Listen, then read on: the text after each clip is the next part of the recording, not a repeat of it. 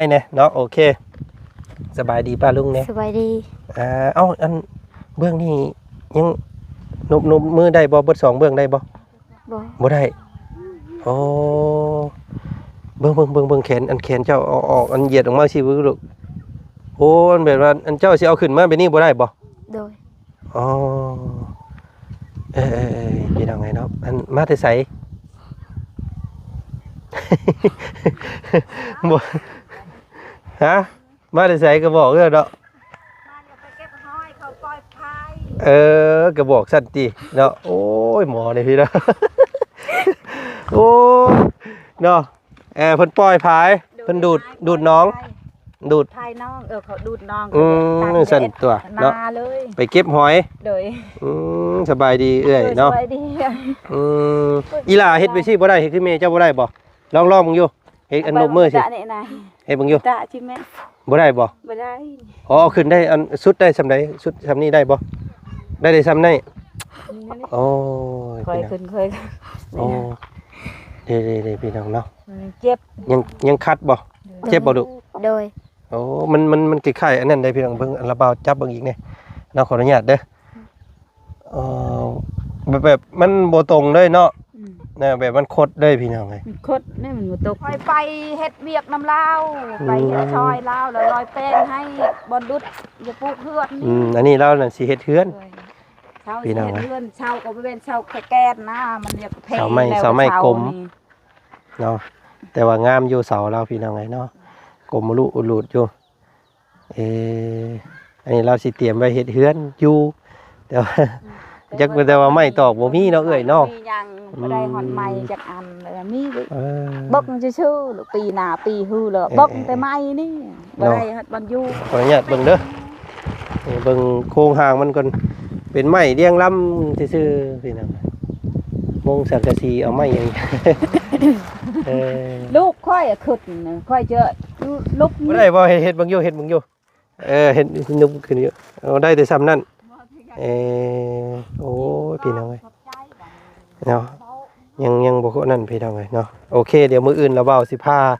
ไปให้หมอเพิ่นเบิ่งตื่มอีกเด้อน้องเด้อเนาะสั่นแล้วว่าพี่น้องเอ้ยเนาะไป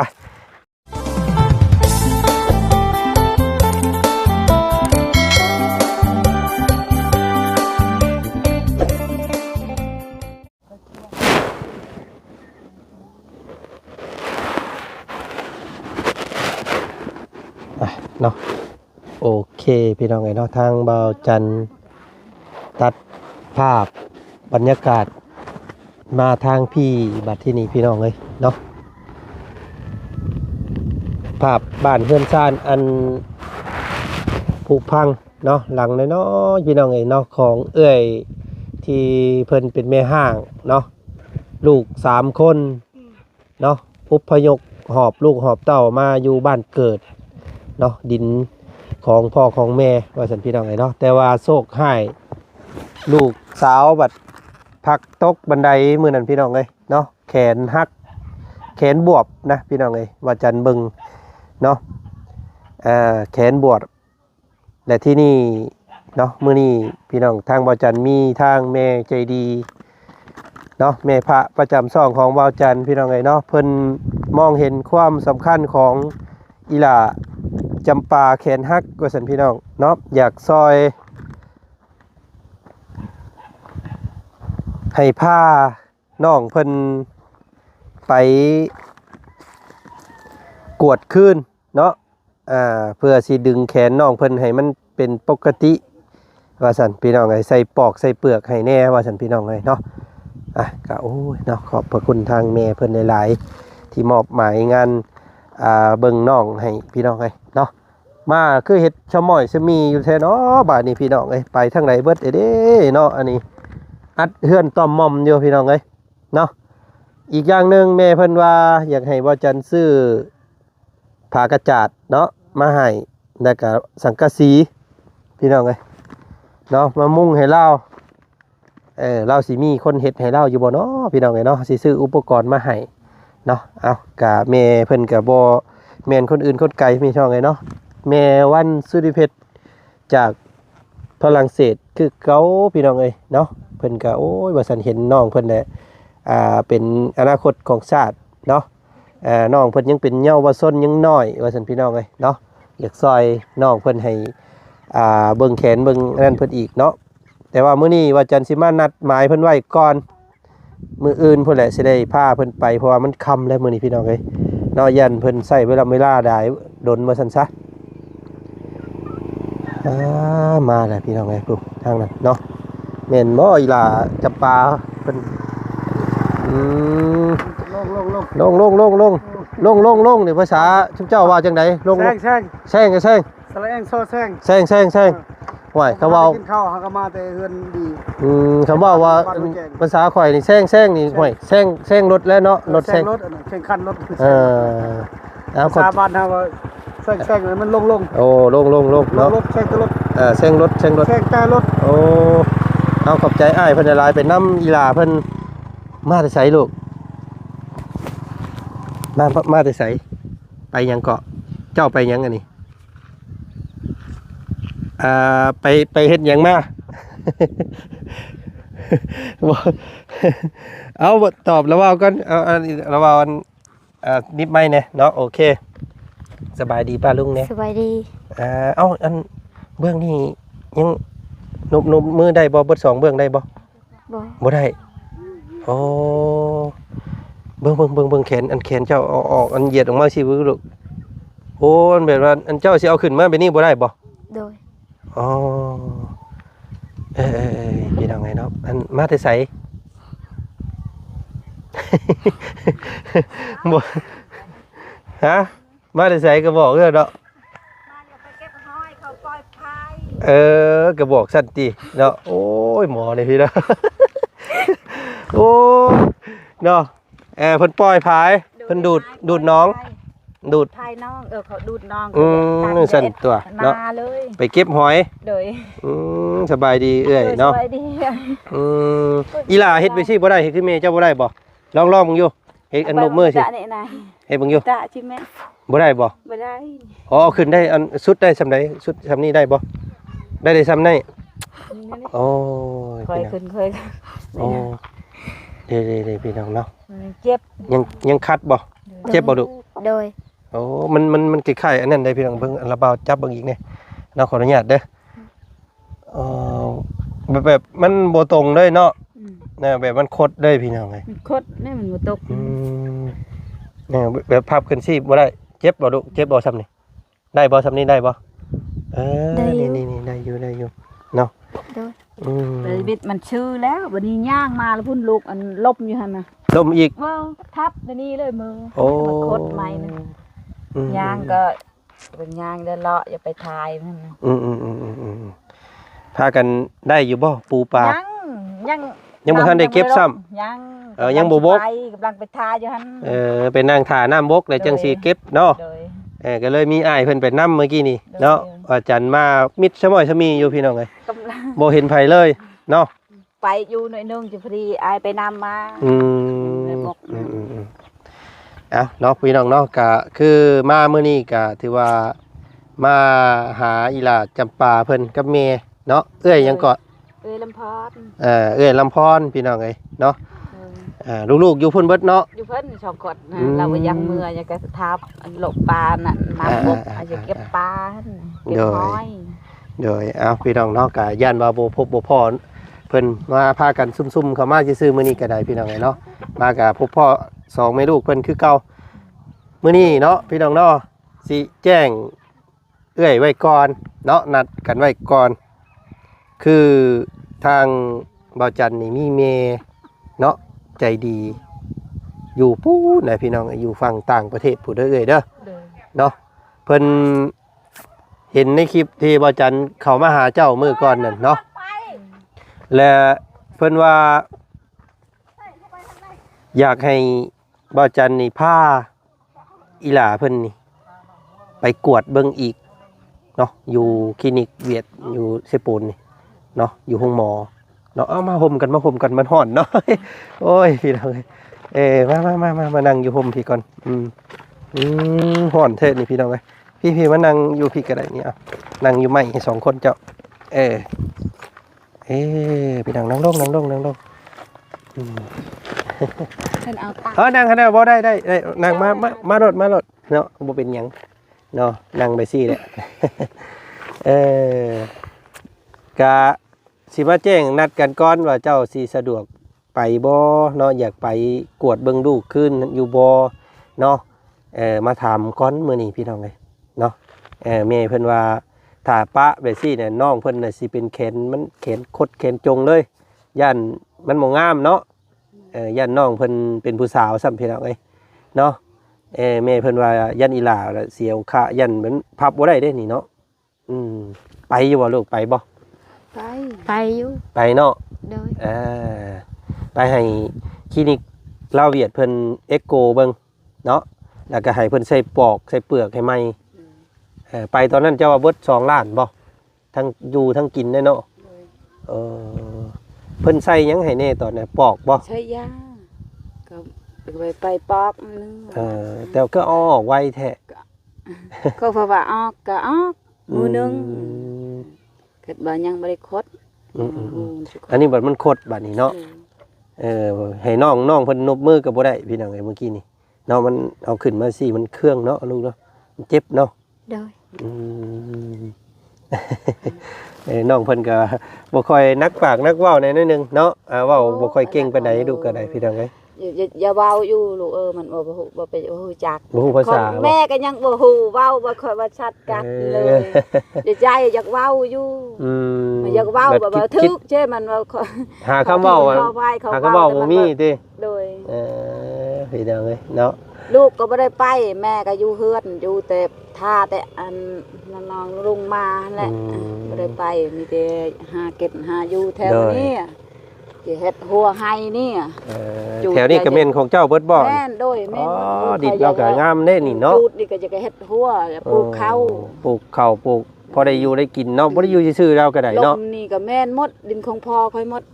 อัน พุ่นเลย อันนั้นเสาเฮือนเจ้าบ่น่ะ ใช่ อันเพิ่นกองไว้นี่ แม่น โอ้เจ้าสิเฮ็ดเฮือน บ่จะเฮ็ดเฮือนอยากบ่ได้ไปมีเฮือนว่าลูกโอ้จะเฮ็ดตัดป่าให้นั่น ป้าไว้หั่นซื่อ ป่าหั่น เพิ่นมีเสา บ่มีใหม่บ่มีหยังเลยบ่มีเนี่ย ได้แต่เสาสำนั้นซื่อ ได้แต่เสาสำนั้นซื่อ พี่น้องเอ้ยเนาะ จักมือไรก็น้องค่อยวากเรียนเขาเฮ็ดจักบ่ให้ค่อยมีแต่อยู่เฮือนแบบนี้มีเฮือนมีชาตินี่ นั่นแหละมื้อนี้พี่น้องเนาะทางบ่จันก็มาแจ้งไว้ก่อนมานัดกันไว้ก่อนมื้ออื่นเด้อมื้ออื่นบ่ไปทางใดเฮาสิพาเจ้ากับน้องเพิ่นนี่แหละไปกัน2คนเด็กน้อยนั่นบ่ได้ไปเนาะไปโรงพยาบาลโรงหมอให้เด็กน้อยอยู่เฮือนท่าแล้วไปเบิ่งว่ามันสิเพิ่นสิใส่หือใส่ยาหยังให้ใส่อีกแน่ก็ไปรุ่นเบิ่งนํกันอีกเนาะแม่เพิ่นว่าอยากให้อีหลาเพิ่นไปกวดขึ้นเบิ่งอีกว่าสัญญาณน้องเพิ่นแขนคดเลยว่าซั่นเนาะยันมันยันน้องเพิ่นเสียเอาคะเลยว่าซั่นซะเนาะแต่ว่าต้องกระคดดีๆนั่นแหละพี่น้องเอ้ยเนาะน้องอีหลาเนาะ โดย มื้ออื่นเด้อเนาะมื้ออื่นสิพาไปเบิ่งอีกเนาะแล้วก็กับมื้อนี้พี่น้องเอ้ยเนาะแม่เพิ่นว่าให้บ่จันนั้นซื้อผ้ากระจาดมาให้เนาะผ้ากระจาดมาแอมเฮือนเจ้านี่ เพิ่นสิมีจักแผ่นเพิ่นว่าพี่น้องเอ้ยเนาะกับสังกะสีน่ะมีแล้วเนาะสังกะสีนี่ จังซี่เข้ามามันเบายาว จักแผ่นเพิ่นว่า เศร้าแพทย์ โอ้ยพออยู่ในสายพี่น้องเดืออยู่เนาะแต่บัดที่นี่มันสิมีคนเฮ็ดให้เจ้าอยู่บ่เนาะต้องได้จ้างได้เนาะเฮ็ดจังได๋สบายนี่พี่น้องเอ้ยเนาะจ้างก็เพิ่นสิเอาเท่าใดเด้อันนี้ ก็บ่ฮู้ หาป้าลุงเฮือนแถวใกล้เจ้านี่บ่ได้บ่มาให้เพิ่นตอกสังกะสงกะสีให้เพราะว่ายามฝนมานี่ลำบากเด้นี่พี่น้องเอ้ย ได้อยู่เราวางเวียกเราเฮ็ดช้อยอยู่แต่เราบ่ได้วางก็เว้านํเขาค่ามือค่าน้ำเขาเนาะเพราะเราสิเฮ็ดก็บ่ได้เนาะผู้หญิงเนาะผู้หญิงซ้ํพี่น้องจักจะมองนี่ได้ตัดไม้หมด ใหม่ตัวนี้ก็ออกมันน้อยได้สิใช้สังกะสีได้ มันบ่ได้ มัน เนาะมันต้องได้เปลี่ยนโครงใหม่ ค่อยก็ยังขึ้นบ่ได้นี่ลูกค่อยน้อยๆได้ขึ้นน่ะมงเนี่ยนะ เจ้าลูกให้ลูกเจ้าขึ้น บ่ บ่ ลูกมันลูกค่อยน้อยๆช่องคนนั่นขึ้นให้ก็ ต้องได้เปลี่ยนโครงหลังคาใหม่เนาะ อืม ต้องได้ซื้อไม้48มาพี่น้องเอ้ยก็ประมาณ1 2ประมาณเกือบ10เซนพุ่นแหละทำเบิ่งเนาะ ลูกมงใหม่แปลงใหม่แล้วจะเป็นทนอยู่บ่ลูกเอ้ย เนาะมันสิเป็นตาเฮ็ดอยู่บ่ดี มันเป็นตาเฮ็ดมา เนาะ อืม พาเฮาไปย่างเบิ่งอยู่เสามันสะถูกพี่น้องก็สิเพิ่นสิเฮ็ดเฮือนแบบใดเอ้ยอันน่ะเจ้าสิเฮ็ดเฮือนแบบใด ก็จะเฮ็ดเฮือนแบบใดบ่ไม้บ่มีหยังบ่ได้ไม้จักอันโดย อืม มันหยังก็บ่ได้ เพราะว่าเฮ็ดตัวนี้นี่คำว่าเฮาได้มากนี่มันยังมันหมุนบ่ได้อันนี้ มุ่นแล้วมางนี่ก็เฮ็ดตุกๆน้อยๆนี่มีแต่ก็คันลูกอันเอื้อยอย่าได้เฮือนน่ะมีแต่สิได้เฮือนปลูกเฮือนใหม่โดนแหละเอื้อยอยากได้ แต่ขี้ซ่อมเนี่ยได้เนาะ ได้ย้ายไปใช้เลยนะลูกอยากได้ อันนี้เราเอาไอ้นั่นมันซื่อๆเลยพี่น้องเอ้ยเนาะมันนี่เป็นไม้ที่เรามัดเราไอ้นั่นซื่อๆเนาะ แล้วมัดไปต่อเชือกซื่อๆบ่ได้ต่อตะปูต่อ จักสิเปลี่ยนให้เราได้ใดเนาะพี่น้องเนาะเราก็งงคือกันแหละพี่น้องเอ้ย มีแต่ก็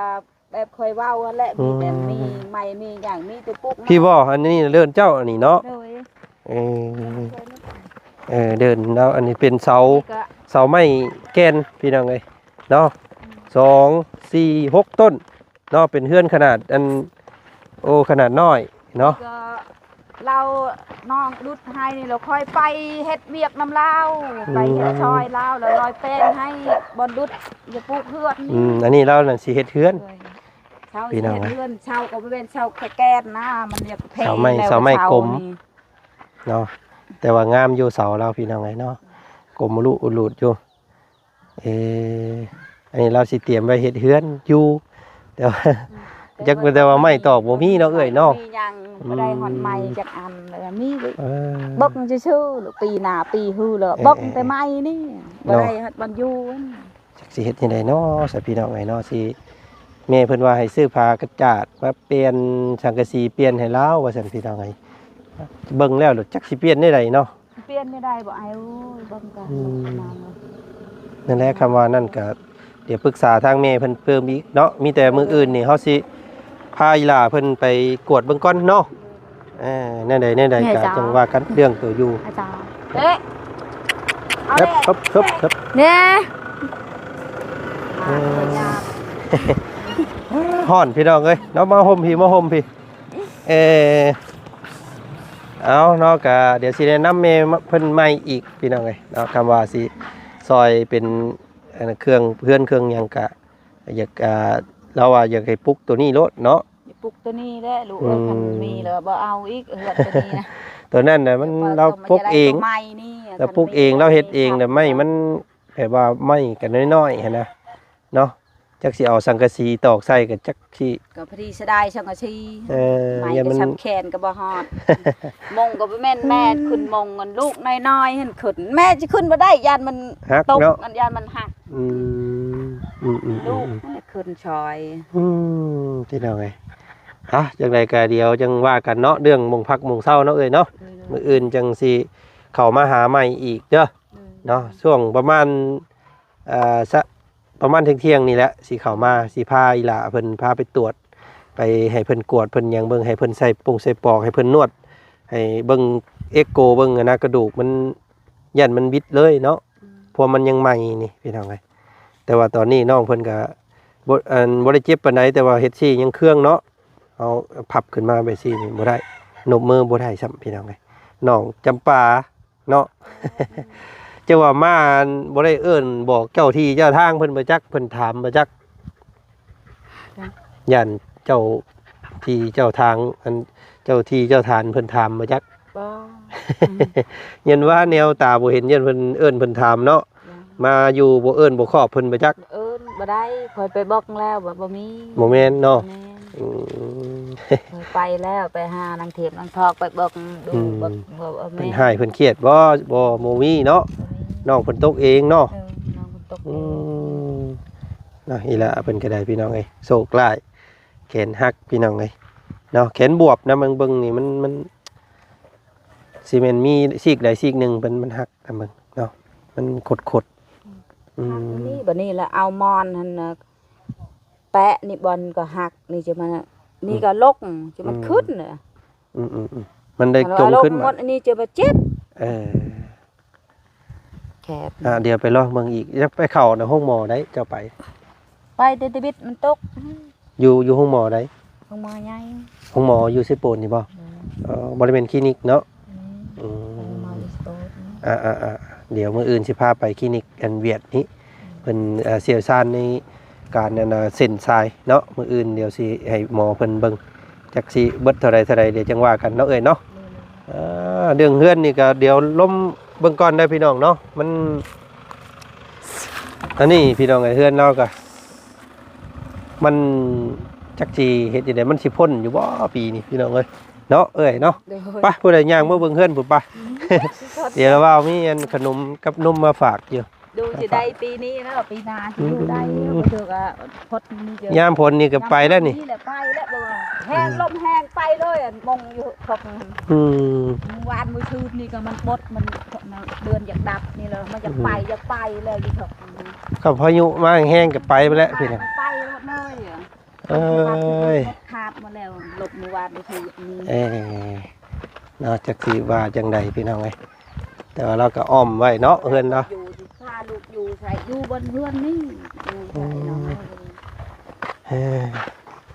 สังกะสี20แผ่นพี่น้องเนาะแต่ว่าเราว่าสิเอาซ่อมแซมอยู่นี่ว่าจักสิเฮ็ดได้พี่น้องเอ้ยเบิ่งก่อนเด้อเราบอกว่าเจ้ามองนี่จักคอยจะมองอุ๊บขออนุญาตเบิ่งเด้อเบิ่งโครงหางมันก่อนเป็นไม้เรียงลำซื่อๆพี่น้องมงสังกะสีเอาไม้อย่างลูกค่อยขึ้นค่อยเจอลูกนี่ในเพิ่นนี่ซื่อจับอยู่หั่นค่อยมองอยู่ลูกค่อยพี่น้องเอาไม้นี่จะลูกค่อยขึ้นคนนึงอยู่นี่คนนึงเรื่องยากระโตกเข่ากระโตกอีหยังเราก็ซ่อนไว้เทิงหัวเลยอันนี้เนาะพอได้นอนเนาะเนาะเนี่ยขาดเสาหลักเสาแรงขาดผู้ชายพี่น้องไงเราก็ได้เนาะเบิ่งหมดลูกผัวปะห่างกันเมื่อวานมื้อชื่อนี่ลมแห้งครับยามฝนนี่เจ้าบ่อยู่บ่ได้ดอกอยู่บ่ได้นะมันสรุใส่หัวแล้วแท้ๆแหละนี่พี่น้องเอ้ยหมดแล้วจังได๋ก็คำว่าแม่เพิ่นว่าจังได๋เดี๋ยวสิมาหาใหม่อีกเนาะเรื่องเฮือนเนาะพาใส่ล่ะไปเอาขนมน้ำระเบ้าก่อนอยู่รถปะเนาะไว้ต้อนอันน้อยๆลูกอันน้องเจ้าพี่น้องเอ้ยปึ๊บปาโอเคนี่นมครับอันขนมนะเอาไว้เอานมมือเอาเนี่ยขอบใจเด้อสั่งขอบใจบ่ได้บ่เฮ็ดบางอยู่เฮ็ดบางอยู่เฮ็ดนมขึ้นอยู่เอาได้แต่ซ้ำนั่นโอ้พี่น้องเอ้ยเนาะยังบ่คนนั่นพี่น้องเอ้ยเนาะโอเคเดี๋ยวมื้ออื่นเราเว้าสิพาไปให้หมอเพิ่นเบิ่งตืมอีกเด้อน้องเด้อเนาะสั่นแล้วว่าพี่น้องเอ้ยเนาะไปเนาะมื้ออื่นอยู่เฮือนถ้าเราเว้าสิพาไปกวดเบิ่งเนาะโดยพากันไปเบิ่งมันอยู่ใกล้อยู่ใครอยู่ดอกพี่น้องให้แล่นไปก็คือสิใช้เวลาบ่ล้นให้แพทย์หมอเพิ่นเอ็กโกเบิ่งเนาะเนาะสิไปหาเก็บอันนั้นบ่บัดนี้เก็บหอยต่อบัดนี้เนาะยังบ่ได้บกยังบ่บกซ้ำเนาะนี่ไปทาอยู่หั่นนี่รถไปแล้วนี่เฉาะหมดฉลามนี่สบายอย่าจูดจูดกันระมัดระวังตกใส่ผ้าวัดนี่โอ้เฮือนน้อยเท่าใดแฮงบ่มีซ้ำแหละพี่น้องเอ้ยเนาะอื่นไผก็ได้เอามาแจ้งเจ้าสำนี้ก่อนมื้อนี้มื้อหน้ามื้ออื่นสิเข้ามาหาใหม่อีกเด้อเนาะเอาพี่น้องเอ้ยเนาะสบายดีเด้อทางน้องจำปากับเอื้อยยังก็เอื้อยอำพรโอเคพี่น้องเอ้ยเนาะมื้ออื่นพอกันเด้อมาแล้วว่าเอานั่นขึ้นก่อนปึ๊บโอเคพี่น้องลูกสาวกกผู้นี้เนาะ